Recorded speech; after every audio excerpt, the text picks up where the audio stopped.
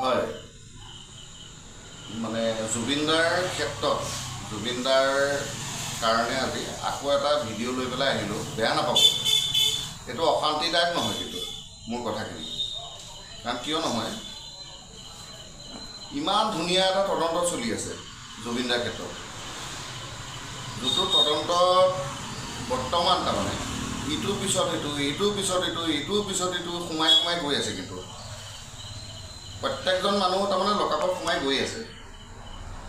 Last চামকানু মহন্তৰ ঘৈণীয়েক, চামকানু মহন্ত আছিল নেকি ন, চামকানু মহন্তৰ ঘৈণীয়েক, তাৰপিছত সিদ্ধাৰ্থ এই নহয় এইটো কি শেখৰজ্যোতি গোস্বামীৰ ঘৈণীয়েক সোমাই গৈ আছে।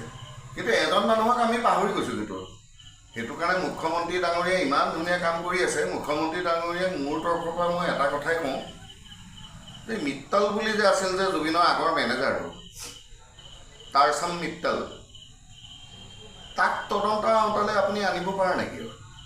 তাততো আৰু ভাৰতৰ ভাল ভাল 30জন ছিংগাৰ সোমাই আছে আৰু জুবিনদাৰ নিচিনা। জুবিনদাতকৈ জুনিয়ৰো হ'ব পাৰে, কোনোবা ছিনিয়ৰো হ'ব পাৰে, কিন্তু তেনেকুৱা ছিংগাৰ সোমাই আছে। আৰু তেওঁলোকেওতো তেনেকৈ জুবিনদা এতিয়া গৰিমা বৌ যেনেকৈ ইমান কষ্টত পৰি আছে, তেওঁলোকৰ পত্নীয়ে তেনেকৈ কষ্টত পৰিব।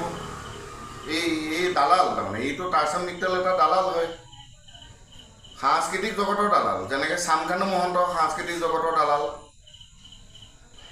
টাৰচাম মিত্তলেতো এইটো সিদ্ধাৰ্থ শৰ্মা অনা অসমীয়া, সি নিজে অনা অসমীয়া। অসমীয়া আৱেগ বুজি পাব নেকি? কোনো কাৰণতে অসমীয়া আৱেগ বুজিয়ে নাপায় এনেকুৱা ধৰণৰ মানুহে। সেইটো কাৰণে টাৰচাম মিত্তলক মুখ্যমন্ত্ৰী ডাঙৰীয়াই একদম কটৰ জোৰে অনুৰোধ কৰিছোঁ যাতে ইমিডিয়েট, খুব বেছিছে বেছি কাইলৈ দিনটোৰ ভিতৰত তেওঁ উঠাই আনক, তদন্ত আওতালে। জুবিনদাৰ লগত 10 বছৰ আছিল, 15 বছৰ আছিল, আমাৰ সেইটো নালাগে। যোনদিনাখনৰ পৰা তেওঁ সোমাইছিল সেইদিনাখনৰ পৰা প্ৰত্যেকটো বস্তু ডিটেইলছ লাগিব। কাৰণ তেওঁলোকৰ প্লেনিংটো সেই তেতিয়াৰ পৰা আছিল নেকি যে মানুহজনক লৈ পেলাই পইচা ঘটিম, তাৰপিছত লাহে লাহে তেওঁক শ্ল' পয়জন দি মাৰি পেলাম, তেনেকুৱা কিবা আছিল নেকি?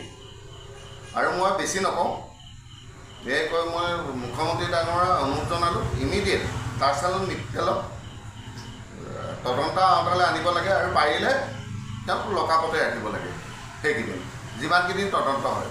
যদি তেওঁ দোষমুক্ত তেতিয়াহ'লে তেওঁক আপুনি এৰি দিয়ক, আমাৰ ক'বলগীয়া নাই। কিন্তু তেওঁ দোষমুক্ত নহয়, কিন্তু সেইটো আপুনি আচৰিত পাব যেতিয়া তদন্তটো আৰম্ভ হ'ব। ধন্যবাদ, মোৰ এইখিনিয়ে কথা আছে।